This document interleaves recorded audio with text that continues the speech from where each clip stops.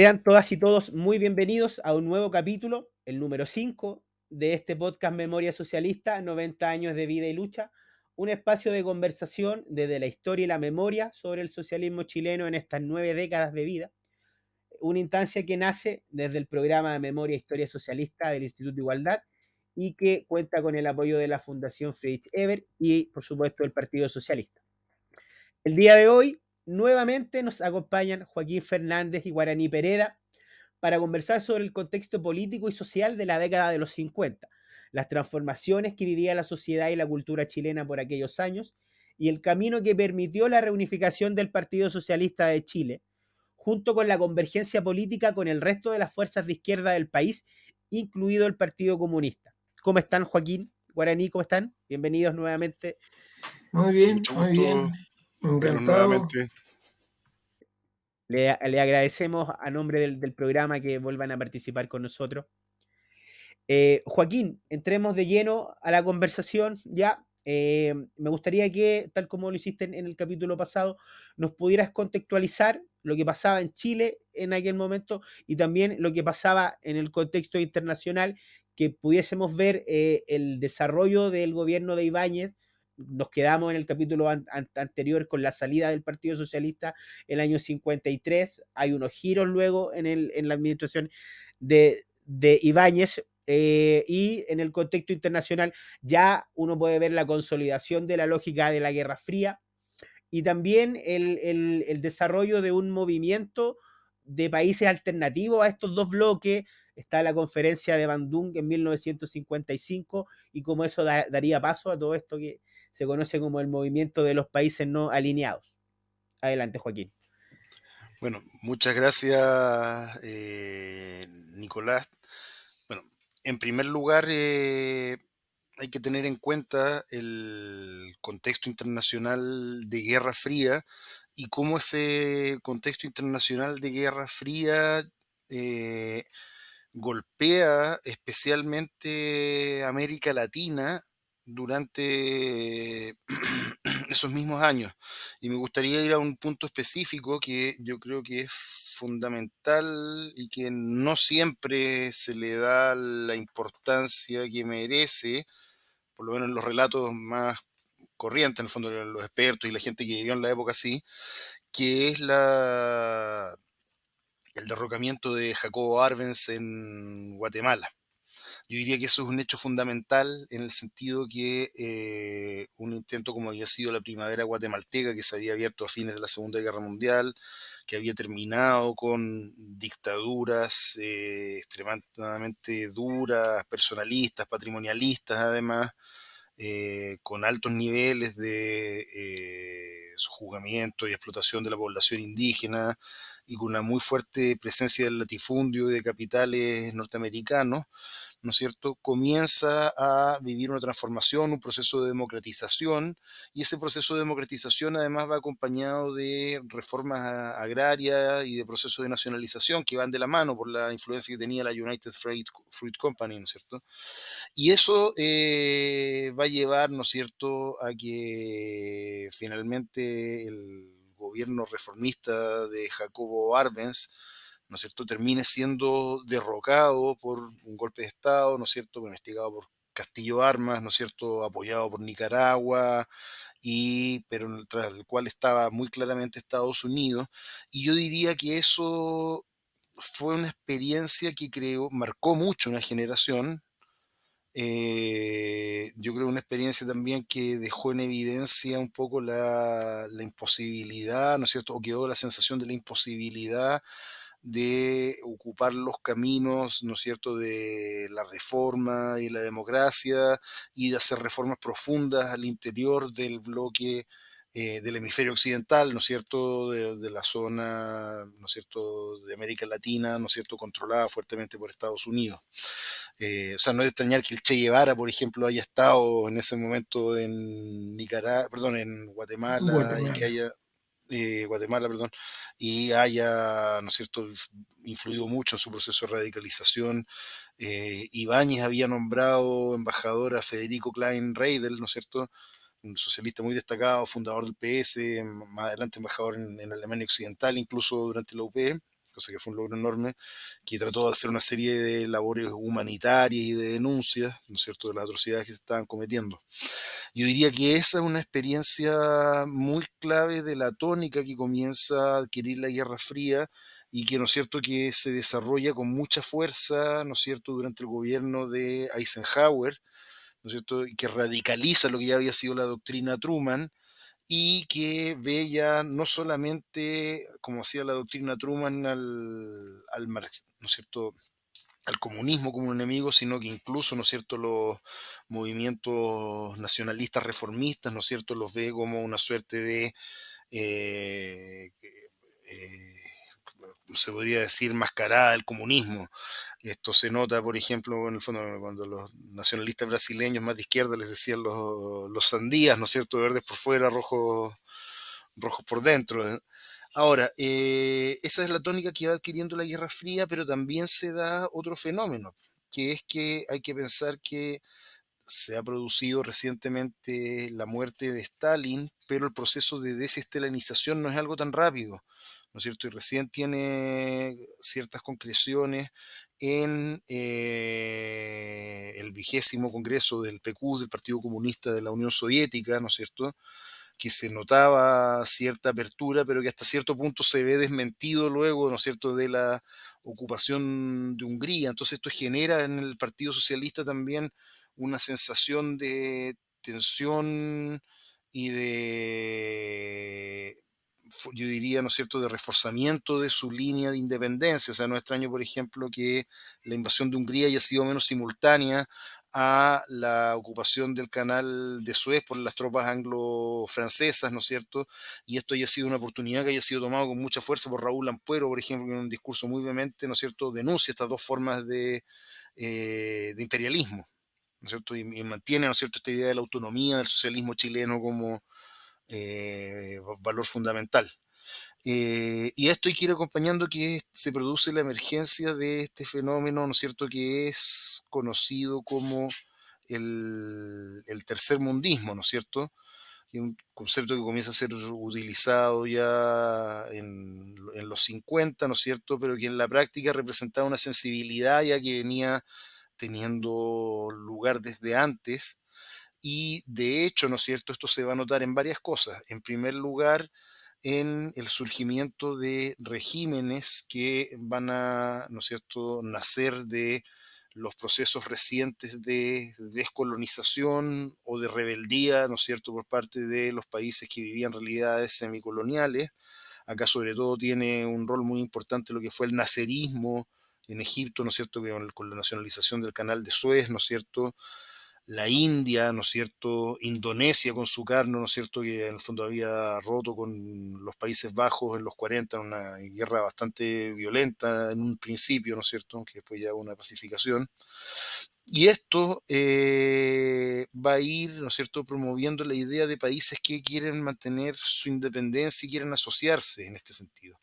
Y aquí, ¿no es cierto?, es donde vamos a tener, ¿no es cierto?, en primer lugar, en 1955, la famosa conferencia de Bandung, en Indonesia, ¿no es cierto?, donde varios de estos líderes se reúnen, ¿no es cierto?, y planean la idea de crear una organización que represente estos países que no se han alineado, ¿no es cierto?, con los diversos bloques, que mantenga su independencia nacional y que no caigan en nuevas órbitas imperialistas. Y yo diría que esto adquiere su concreción en 1961 en una cosa que va a ser muy importante, que va a ser la conferencia de países no alineados que se realiza en Belgrado, en Yugoslavia, en 1961. Me tomo un pequeño momento para hablar del tema yugoslavo. Yugoslavia, ¿no es cierto?, que había logrado importantes niveles de expulsión de la invasión del invasor alemán, ¿no es cierto?, italiano, de manera propia antes de que llegara el Ejército Rojo, ¿no es cierto?, gracias a la labor realizada por Tito, además con una serie de personajes que habían sido muy prestigiosos en el movimiento comunista internacional porque habían tenido una actitud un papel muy destacado en la Guerra Civil Española. Por ejemplo, Tito organizó lo que se llamaba como el tren secreto que llevaba, ¿no es cierto?, a los voluntarios de Europa del Este hacia España. ¿Qué es lo que va a pasar, ¿no es cierto? Va a mantener la independencia respecto a la Unión Soviética. Y no solamente va a tener la independencia nacional, ¿no es cierto? O sea, mantener un socialismo nacional independiente, sino que además va a criticar la burocratización, ¿no es cierto?, de la gestión, de la administración y del poder. Entonces van a crear una serie de instancias de, ¿no es cierto?, autogestión en las empresas y sobre todo también, ¿no es cierto?, de poder comunal. Entonces era una suerte de socialismo, ¿no es cierto?, mucho más comunalista, por un lado, con una fuerte participación, ¿no es cierto?, de los obreros en las empresas. No era la planificación radical central soviética stalinista, ¿no es cierto?, de los planes quinquenales, y esto atrae mucho a los socialistas. En el fondo, piensen, no sé, y además les resuelve problemas. ¿No es cierto? Por un lado, ¿no es cierto? Tú tienes un régimen que tiene toda la legitimidad antifascista que puede tener Tito, que es incuestionable. Por otro lado, ¿no es cierto?, te plantea la posibilidad de un socialismo menos autoritario, ¿no es cierto?, con participación, con alto nivel de participación democrática, el ideal de democracia de los trabajadores que estaba presente ya explícitamente en el programa del 46, pero que muchos escritos de Eugenio González desde la década del 30, ¿no es cierto?, de la ARS ya venían, ¿no es cierto?, presentes, también se concreta ahí. Y esto va a llevar a que se dé también una muy fuerte relación del Partido Socialista con el movimiento de no alineados. En esa época el diputado Tarud Padre, ¿no es cierto? Senador, perdón, Tarud Padre, que en esa época estaba muy fuertemente vinculado al Partido Socialista, aunque después se hizo más independiente, había sido bañista antes, viaja a la conferencia de Belgrado. Por otro lado, se produce un intercambio muy rico, ¿no es cierto?, de militantes, vienen delegaciones de la Alianza Socialista del Pueblo Trabajador Yugoslavo, que era la organización de masas continuadora del Frente Popular, ¿no es cierto?, que van a venir, bueno, se van a entrevistar también con los comunistas, ojo, en el fondo va a tener una política amplia hacia América Latina, pero le van a dar mucha importancia a los socialistas chilenos van a viajar allá, Oscar Weiss escribe su libro Amanecer en Belgrado, Raúl Ampuero queda fascinado, yo tuve la oportunidad de ver en los archivos del Internacional Socialista una carta en que le hacen a Humberto Maistegui, este dirigente socialista uruguayo, unos socialistas españoles exiliados en Chile que eran muy amigos de Ampuero, el tipo los recibe en el Congreso muy cordialmente, les recibe café, les da café, y los tipos le preguntan, bueno, ¿cómo te fue en el Congreso Socialdemócrata en Viena al que fuiste? Sí, un poco europeizante, demasiado teórico. A mí lo que me importó fue Yugoslavia. Básicamente lo que era secundario en el viaje era, ¿no es cierto?, lo principal Pampuero, ¿no es cierto? Y el modelo yugoslavo, ¿no es cierto?, pasó a ser un modelo bastante importante, ¿no es cierto?, que hacía sentido con lo que era la idea de democracia de los trabajadores, ¿no es cierto?, que estuvo presente como concepto fundamental en la década del 50 y que provenía del programa del 47. Entonces, en ese contexto, ¿no es cierto?, se sitúa en este esquema de no alineados y en este esquema tercermundista el Partido Socialista.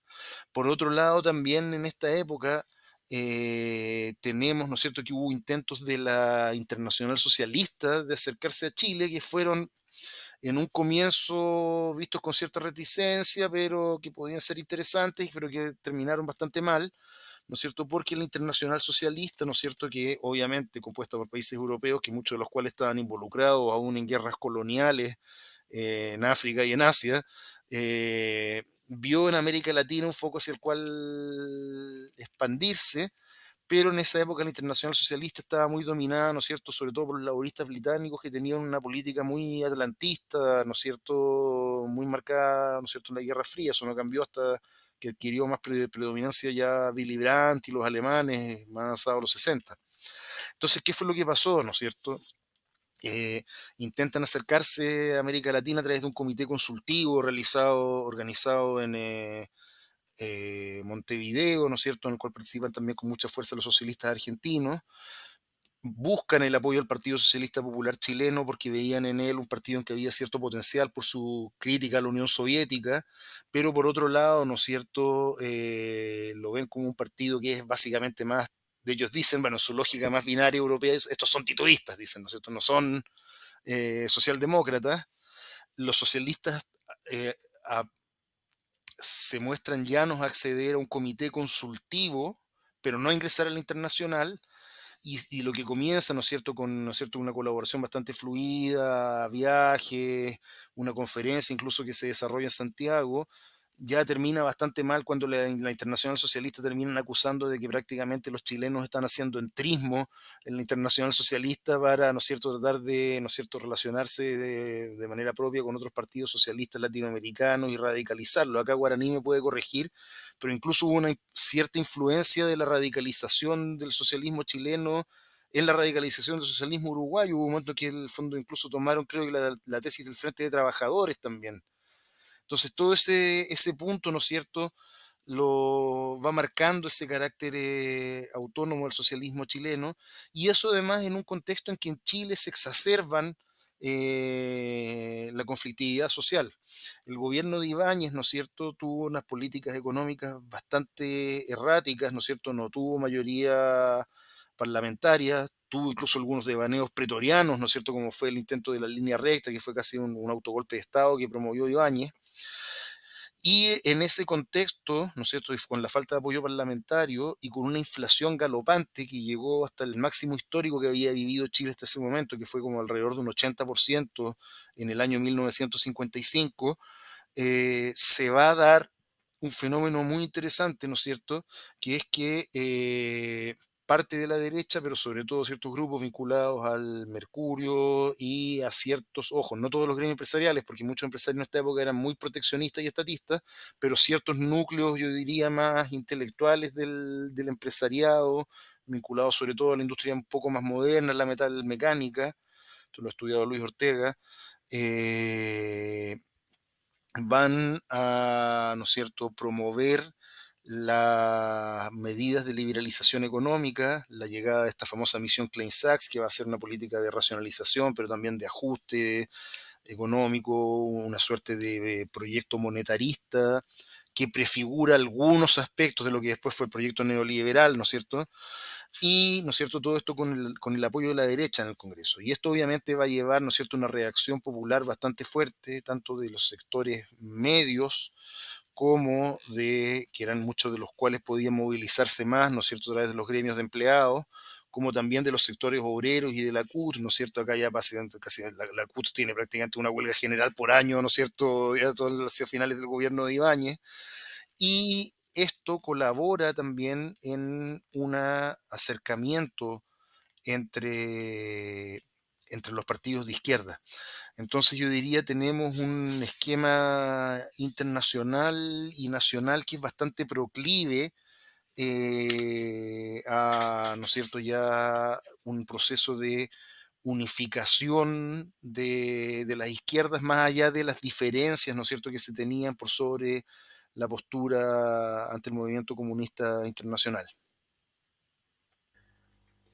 Muchas gracias, Joaquín. En el capítulo anterior habíamos visto que Guaraní explicó muy bien las razones por las que el Partido Socialista Popular ingresa al gobierno de Ibáñez, y también explicó las razones de por qué casi un año y medio de estar en el gobierno, el partido abandona, no es que sea expulsado, sino que abandona al gobierno, y lo abandona como estructura, como institución completa. Y desde esa perspectiva uno puede identificar ya que el partido comienza a vivir un proceso de radicalización ideológica doctrinaria importante. Por ejemplo, en el Congreso número 15, que se realiza el año 53, y es donde se toma la decisión de abandonar la gestión de Ibáñez, el partido ya habla en sus votos del establecimiento de, abro comillas, una república democrática de trabajadores que construya las bases de un sistema socialista, algo que ya venía planteado en el programa del 47, y luego en el Congreso siguiente del año 55, el 16 Congreso, se establece, abre comillas también, la necesidad de construir un Estado nacional revolucionario mediante la agrupación de trabajadores manuales, intelectuales y campesinos en un frente de trabajadores comandado por la clase obrera. Además, como bien señalaba Joaquín, la influencia o la experiencia yugoslava desde la perspectiva de la democracia obrera y la autogestión pasan a ser muy importantes en el ideario del Partido Socialista. En este libro que mencionaba Joaquín, de Amanecer en Belgrado, que lo escribe Oscar Valle en el año 56, luego de el viaje que había hecho el año 55. Si no me equivoco, en ese viaje fue justo a Aniceto Rodríguez, a Yugoslavia. Y en el libro Amanecer en Belgrado, él escribe, voy a leer textual, dice, el sistema desconcierta a los rusos. En una discusión con economistas yugoslavos, los rusos preguntaron cómo podía planificarse la producción dejando tanta libertad a las iniciativas de los consejos obreros y las comunas. Los yugoslavos les preguntaron dónde era posible encontrar un conjunto de hombres lo suficientemente inteligentes como para resolver dentro de una oficina todas las necesidades de la sociedad. Eso yo creo que refleja muy bien el impacto de la experiencia yugoslava. Guaraní, me gustaría saber de qué manera interpreta usted este proceso de radicalización del Partido Socialista, de qué manera lo vincula con otras experiencias de liberación, tanto en el continente como en el resto del mundo, y de qué manera también esto comienza a permitir una vinculación con distintos niveles de la movilización social. Nos comentaba usted en el capítulo anterior la importancia que jugó el Partido Socialista en la reunificación del mundo sindical, pero esta es una época también en que se insertan otros actores, el movimiento de pobladores, los campesinos, los estudiantes también. ¿De qué manera ve usted toda esta rearticulación del Partido Socialista con las luchas sociales y populares que comenzaban a darse a mediados de la década de los 50? Sí, efectivamente es un proceso que empezó, yo di los primeros datos cuando se eligió Ampuero, tenía una visión de partido muy sólida. Después la conferencia de programa, el ingreso, es decir, la opción política del apoyo a Ibáñez en el Partido Socialista se fue con, no diría entusiasta, al contrario, fue más o menos, porque se tenían temores, eran eh, temores fundados, pero se salió bien de eso y eso fue otra cosa que el partido se iba restableciendo sus lineamientos y corrigiendo sus lineamientos y aprendiendo de la experiencia. Y eso se fue también, tú dices que se fue radicalizando. Yo digo que más que radicalizando, aunque hay algunas definiciones bien radicales, pero se fue ordenando ideológica y políticamente, basado en concepciones marxistas o planteamientos de inspiración marxista. Yo tengo acá, en el año 56, 53, el partido en un documento proclama que está por la República Democrática de Trabajadores, por una República Democrática de Trabajadores que eche las bases sustantivas del socialismo. Así, esa es la Eso es, declaración del Congreso número 15 del partido. claro, por ahí, eso es. Eso es radical, pero tenía todo Una una tradición en el fondo. exposición, contenidos bien coherentes, no era un eslogan.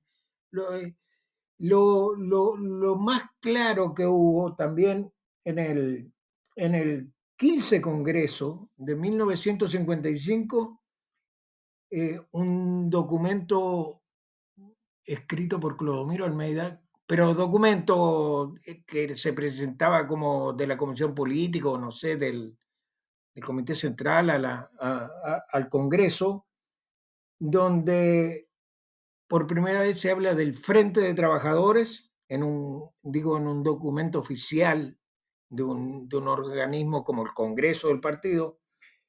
Se habla del Frente de Trabajadores, incluso se le ponen el, el- la consigna que tiene revolución o miseria. Eso es la idea por donde rondaba pero eran, eh, por ahí sale, y sí, ya hiciste, Joaquín, referencia a Oscar Wilde. En el 54 se publicó Nacionalismo y Socialismo en América Latina, de Oscar Wilde.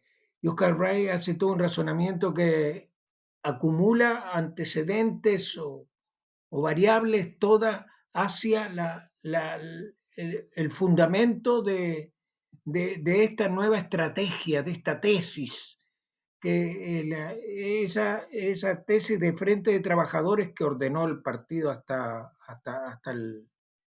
yo digo que hasta la Unidad Popular. eh, es- eh, Oscar Wilde decía que hay tres líneas en disputa. Estoy sintetizando, en ese libro decía que hay tres líneas en disputa. Una, la pequeño burguesa o clase media, más bien pequeño burguesa, no sé por qué lo restringe así, pero que es una línea reformista, que no es revolucionaria, que no rompe con las estructuras de dominio de los capitalistas, de la oligarquía. Una segunda línea que es el, la dogmática, la línea dogmática que planteaba la revolución proletaria, que ideológicamente se corresponde con los planteamientos de los partidos comunistas en general, de la Internacional Comunista. Y la tercera línea que lo plantea como el único partido que la planteaba es la República Democrática de Trabajadores. Ese planteo lo hace en ese libro Oscar Wilde. Y eso va sumando. Después, en 1960, en el 55 se hace 15 congresos, en el 56, y ahí viene la aceleración de la consolidación de esta línea de línea de Frente de Trabajadores y de la consolidación institucional del partido, que, que es primero, en 1 de marzo del año 56, se crea el Frente de Acción Popular, El el FRAP, FRAP, claro. que es básicamente la unidad socialista y comunista, como dos partidos grandes, dominantes, y hay otras agrupaciones menores, pero eso le da consolidación al planteo de que no es que las capas medias eran necesarias para una revolución de las dimensiones que se pretendía realizar en Chile, pero esas capas medias, unidas a los obreros, unidas a los campesinos, a todos los sectores explotados o marginales de la sociedad, venía a tener una conducción bajo la hegemonía obrera. Esa era la idea fundamental, muy esquemáticamente explicada ahí, era el cambio que había entre los 30 o 40 años que en Chile había dominado una conducción de clase media, algunas veces conducidos por gente representante de la oligarquía, pero habilosos, como indudablemente lo fue Arturo Alessandri Palma, personajes como ese, sectores incluso conservadores que sabían, que tenían mucha habilidad política, mucha habilidad discursiva, eh, podían ser los dirigentes, pero eran dirigentes que comprendían la necesidad del protagonismo de las clases medias. Y ahora cambiaba esa hipótesis por la idea de una fuerza revolucionaria que agrupe a todos los sectores dependientes de la sociedad, excepto a la burguesía y a la oligarquía tradicional de Chile, pero bajo una conducción sólida como solo la podían dar los partidos socialista y comunista. Esa es la tesis. Ahora, que eso haya tenido, yo lo sostengo, desviaciones hacia un cierto proletarismo o cierta visión media sectaria o estrecha, visión de clase sectaria o estrecha, puede haber sido. Eso no hay duda. En las desviaciones de ese tipo también las tuvo que enfrentar Lenin y Mao en cada una de sus situaciones, así que eso no es novedad en la historia contemporánea, eh, pero consolidó una forma de, de, de ver. Quería aclarar una cosa, de ver las cosas de nuevo tipo, con los partidos socialista y comunista se liberaron de sus contradicciones históricas internas, de las luchas fraccionales, de las luchas de grupo entre ellos y tomaron derroteros importantes en la consolidación de su unidad. Ahora, una cosa que decía Joaquín sobre el entendimiento en América Latina con Uruguay sobre la posición del Partido Socialista. En Uruguay el Partido Socialista, yo milité allá 2 o 3 años cuando entré a la universidad. El Partido Socialista ya era un partido muy socialdemócrata europeo. Casi que era una embajada de la socialdemocracia europea, pero ya desde mediados y fines de los años 50 había empezado un revisionismo histórico en Uruguay que también pasó en Argentina, sí, con poco éxito en Argentina, creo yo. En Uruguay, por un líder importante, fue secretario general del partido, Vivian Trías, un diputado que tuvo mucho protagonismo, el discurso en el Parlamento fue notable y vino varias veces a Chile, tenía cierta amistad con Almeida, eso lo sé, pues los vi. El Partido Socialista Uruguayo estaba revisando su historia y tuvo una ruptura con la tradición socialdemócrata que había tenido. Pero siguieron muchos líderes, tuvo unas crisis que le quitaron 3 parlamentarios, tenía poco parlamentario, creo que lo máximo en su historia que tuvo 5 diputados y tuvo un senador, persona brillante, un viejo notable. Eh, pero ese fue el encuentro. A diferencia del PS de Chile, el PS de uruguayo no alcanzó nunca, hasta esos momentos, a ser un partido fuerte en términos de masas. A mí me conmovió, le digo la verdad, cuando llegué a Chile y comprendí que la fuerza, la presencia socialista a nivel de masas era una cosa imposible de verla en Uruguay. No, eran partidos pequeños.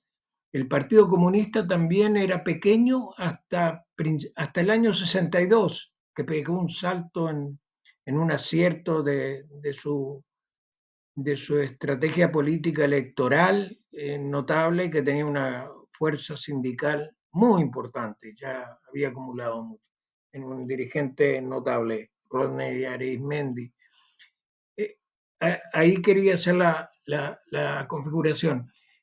Se unieron mucho estos partidos cuando tú hablas de los encuentros de los países, de los partidos socialistas o parasocialistas o semisocialistas o nacional populares, así como se definían incluso ellos, de América Latina, auspiciados por la Internacional Socialista, como bien decía, eh, tuvo bastante importancia Uruguay porque fue sede de varias reuniones, fue sede de varias reuniones también en Argentina, se hicieron reuniones en Perú, y ahí empezó a funcionar esa existencia de un socialismo latinoamericano que hasta principios de los años 50 no existía como unidad, como creación múltiple de una sola tendencia socialista que identificara a esos partidos en América Latina. Yo dije que llegó, el FRAP se crea y eso ordena la vida del partido y además después del FRAP, en el mismo año 57, se reunifica el Partido Socialista. Ya estaban Guaraní, las... lo voy a interrumpir ahí porque eso es la segunda parte de la conversación. Bueno, Entonces, me gustaría que lo dejáramos ahí porque antes de hablar bien, sobre la reunificación del partido, me gustaría preguntarle a Joaquín sobre las transformaciones, ya no solo en el plano político, sino transformaciones estructurales por las que atravesaba la realidad chilena. Hay una transformación de la ciudad, hay una transformación también en los modos de consumo, hay nuevos actores sociales, hay nuevos movimientos sociales que aparecen. eh, y también hay algunas modificaciones que tienen que ver con el sistema político.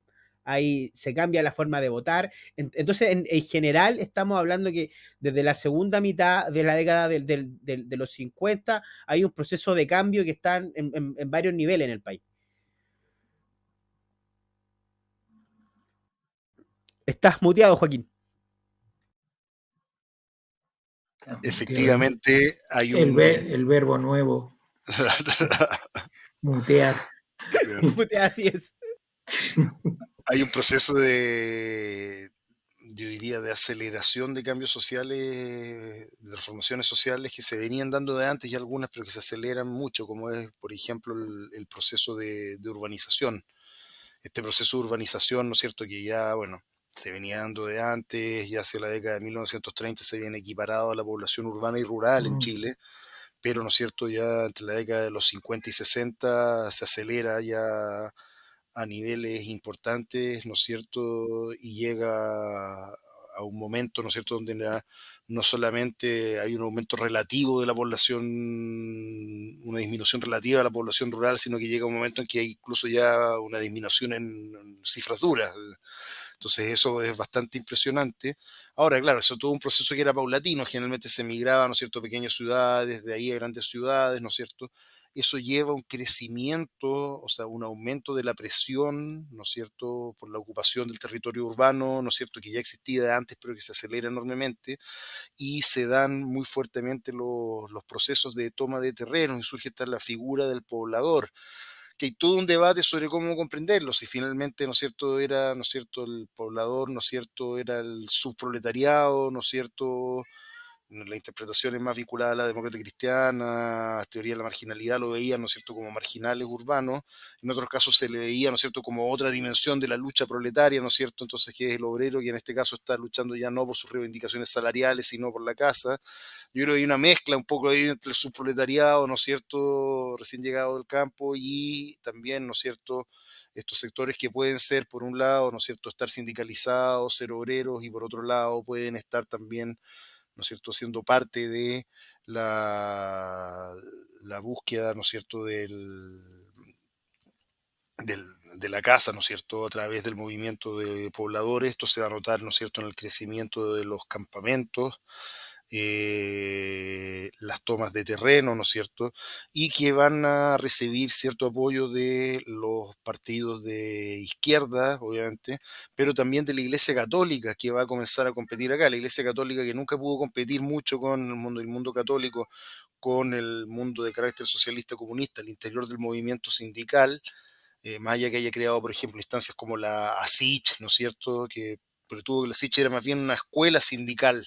Está destinada a crear líderes para un proceso más a largo plazo. En el fondo, Alberto Hurtado, cuando lo inventó pensando en eso, ¿no es cierto? Sí, en el fondo entró mucho más directamente ya en la pelea por los pobladores.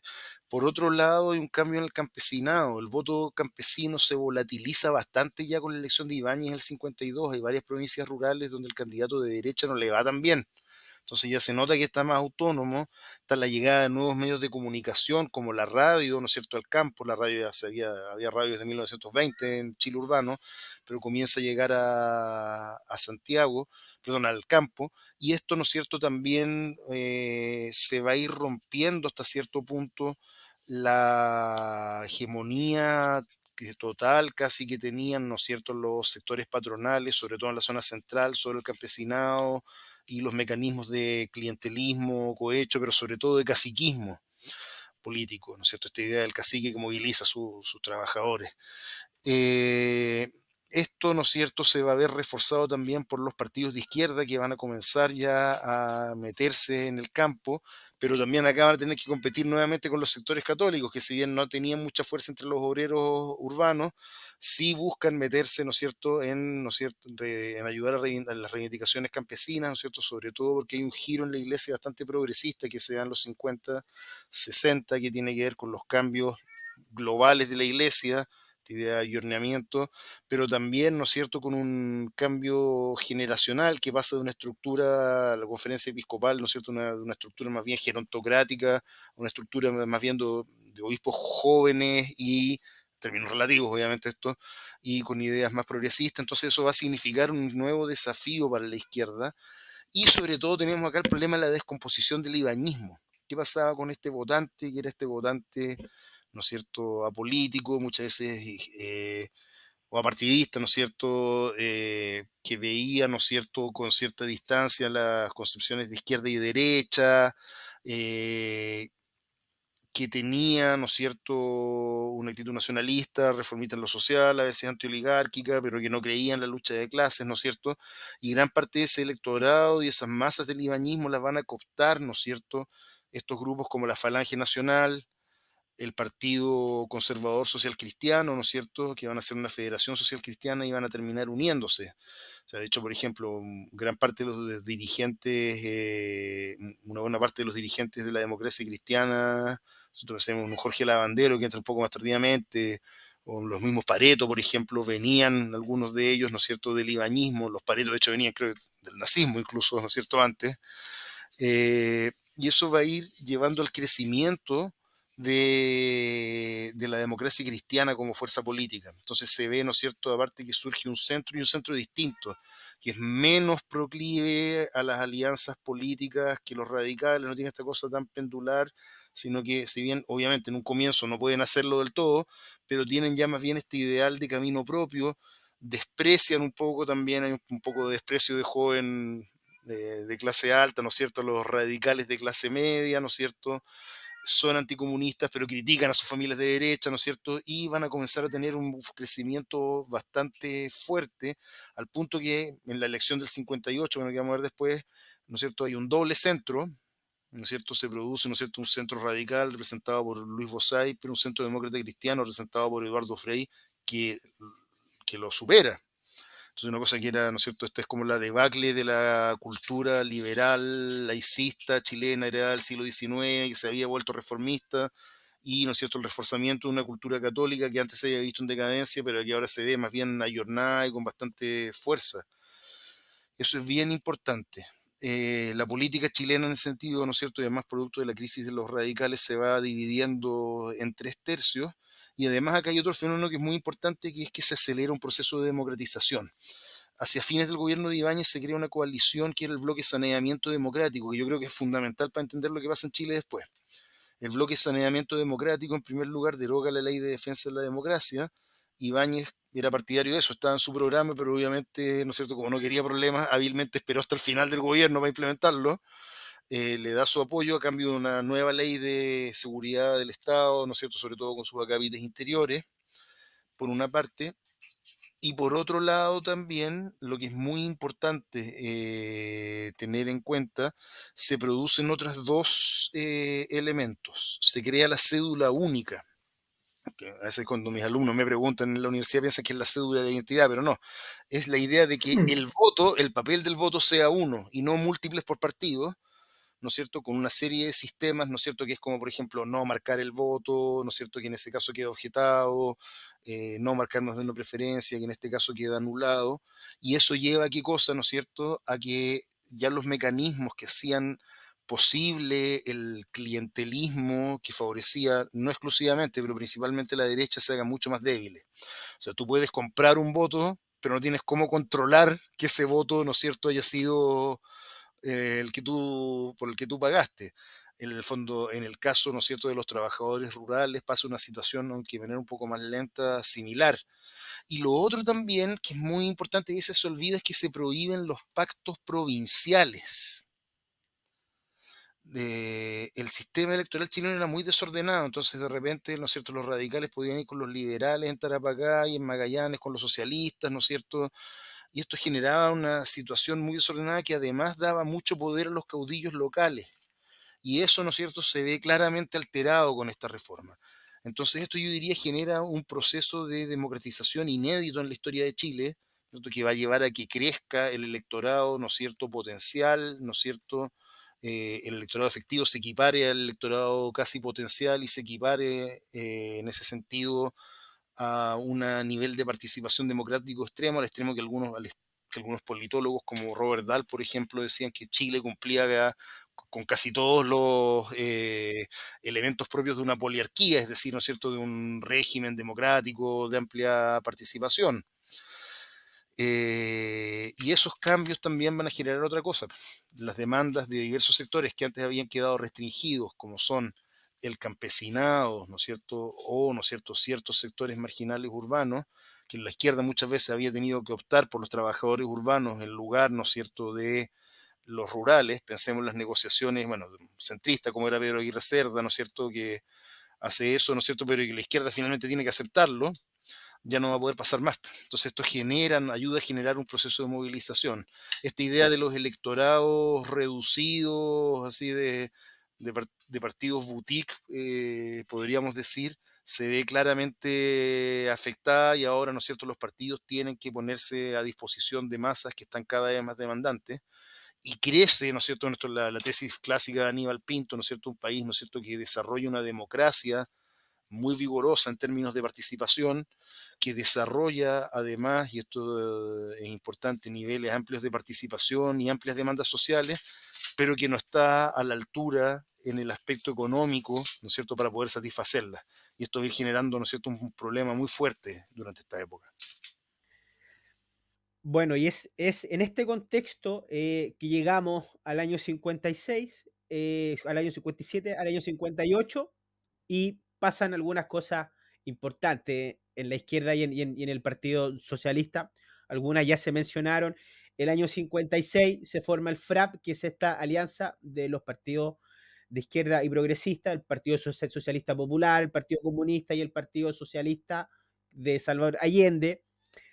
Al año siguiente, en el 17 Congreso del Partido Socialista, se reunifican ambos partidos, el Partido Socialista Popular y el Partido Socialista. Y al año siguiente, al año 58, tanto el Partido Socialista como el FRAP tienen que enfrentar una nueva elección presidencial, donde pareciera que Allende ahora tiene bastantes posibilidades de ganar. Y es en este contexto que me gustaría que Guaraní nos pudiese hablar un poco acerca de las repercusiones que dentro de este entendimiento entre comunista y socialista tuvo la disputa entre las dos principales tesis políticas que había en la izquierda en ese momento. Por una parte, en el socialismo, la tesis del Frente de Trabajador, y desde la vereda del Partido Comunista, la tesis de liberación nacional.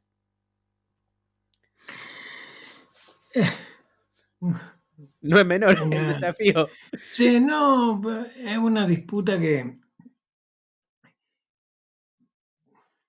no sé si se congeló en el tiempo o la resolvió el proceso que se llevó hasta donde se pudo. Sí, en la tesis del Frente de Liberación Nacional, que era lo que sostenían los comunistas, que los socialistas, los que discutían eso, era que los comunistas sostenían que había que cumplir una etapa donde la burguesía nacional tenía un papel que cumplir todavía. Eso puesto en muy trazos gruesos y simplificando las cosas. Y el PS ponía el acento particularmente en sus definiciones del carácter de vanguardia del proceso que tenía la clase obrera. Ya me refería antes a este aspecto.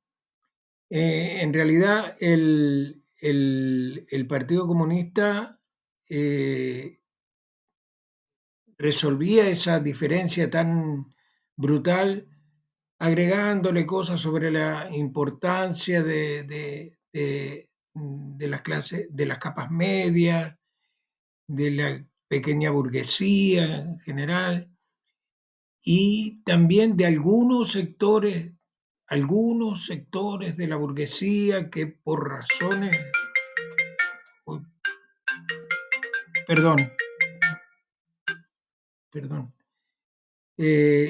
algunos sectores de la burguesía que podían cumplir eh, o tener intereses en el desarrollo del país, por lo menos una buena etapa.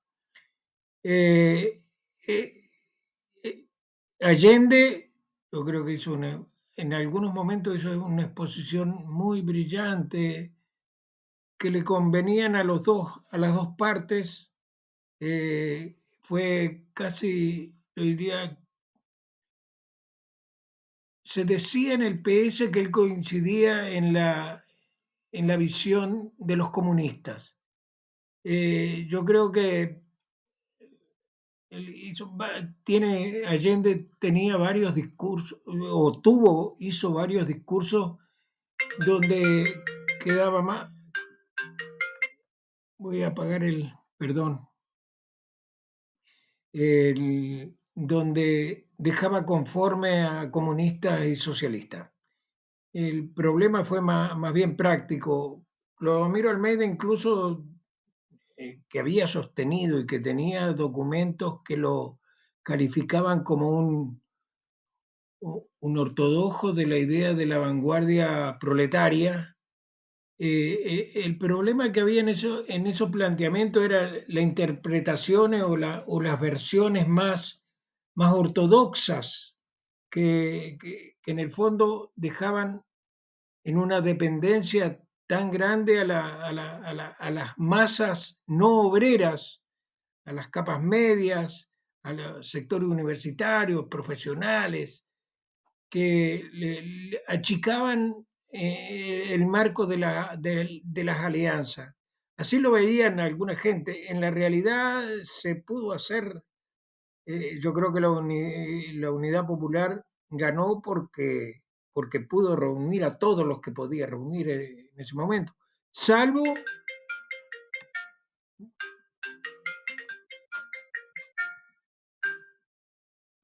bueno, apagué, pues, ojalá. Creo que Salvador Allende interpretó, es decir, más por los hechos de cómo se iban ampliando las capacidades de atraer a sectores que por los textos que se estaban... fue un líder político, esencialmente. En ese sentido, que creía él que no había que empantanarse en cuanto a cuánta gente querías conquistar. Y los planteamientos del programa de la Unidad Popular deja claro que incluso hay planteamientos del Partido Socialista en los congresos del 55, 56, que que son resoluciones que dicen, no hay ninguna duda que cabe la propiedad privada, la iniciativa privada en todo este proceso. El problema era la, cuánta fuerza se conseguía para defender ese programa. No era tan... No había que hacer esas lecturas ortodoxas, no servían para mucho en la resolución de esos temas. Hay planteamientos nuevos que hablan sobre la nueva estructura de clases del capitalismo actual. Creo que se llama algo así un libro de Nikos Poulantzas que se publicó en 1975, puede haber sido, en siglo XXI, que trata ese tema y desglosa, y particularmente importante es, como Nico Pulanza habla de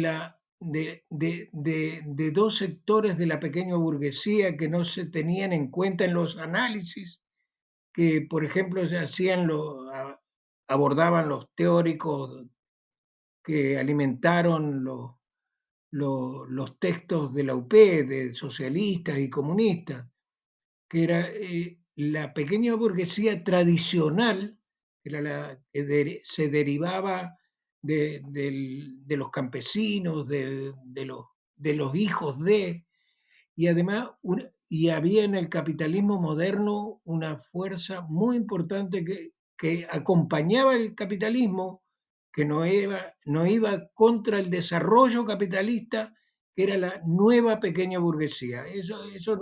Es la referencia que la dejo nomás por si se quiere averiguar. Es un texto muy interesante que alguna gente, yo conozco dos personas que lo han rescatado como un elemento nuevo que podía haber solucionado esas discusiones vanas, largas e imposibles de acuerdo, porque estaban fundamentadas más en las teorías que en la realidad de las fuerzas sociales concretas.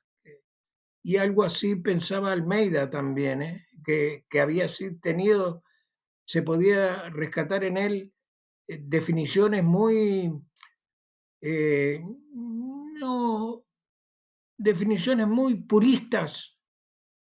Tuvo también en los años 50, incluso en los 60, pero sobre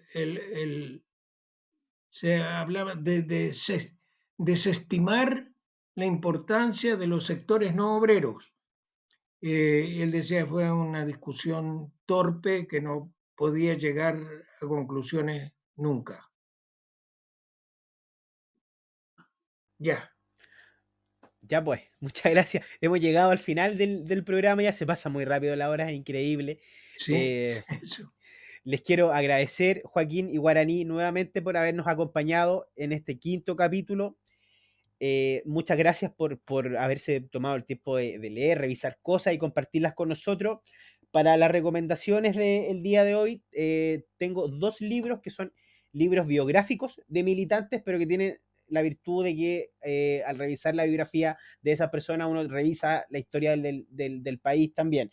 El primero de ellos es Schnake, un socialista con historia, memorias, la biografía de Erich Schnake. Y por otro lado, la biografía de Ricardo Núñez, está por ahí, trayectoria de un socialista de nuestros tiempos, que además uno de los escritores de este libro fue Joaquín Fernández, así que recomendadísimo ¿Sí? también, sí, muy buen el libro. Y por último, quiero recomendar un libro que no tiene que ver con el socialismo en sí, sí con los sectores populares, un libro recién salido del horno, que creo que va a ser un aporte, que es 1957, El proletariado invade Santiago, de Luis Tilleman, publicado por editorial Tesis 12 y Ariadna Ediciones. Este es un libro centrado en la experiencia de movilización del 2 y 3 de abril de 1957 y que creo que sus principales aportes van, por un lado, en que visibiliza a muchos individuos con nombre y apellido, rescata experiencias particulares de gente que luchó y murió en ese periodo, y por otro lado es un libro que desde la perspectiva del marxismo y la lucha subalterna reivindica reivindica el aporte de las dimensiones de la identidad y la subjetividad en la construcción de los procesos de cambio. Así que está nuevo, lo pueden encontrar en la librería, muy recomendado. Finalmente, agradecer a quienes colaboran en este podcast, a Ramiro Leiva, el diseñador, Davor Mimisa en la producción, Francisco Melo y Fernando Kraus desde Instituto Igualdad, y por último Joaquín y Guaraní, muchas gracias nuevamente por habernos acompañado, y a todos los enlacinos que nos escuchan, que lo sigan haciendo por lo menos hasta que nos dé la gana. Muchas gracias a ambos. Muchas gracias. Buenas noches. Bien. Muchas gracias, buenas noches, bueno, y un gusto haber compartido con ustedes. Ya pues, que les vaya muy bien. Chao. Chao.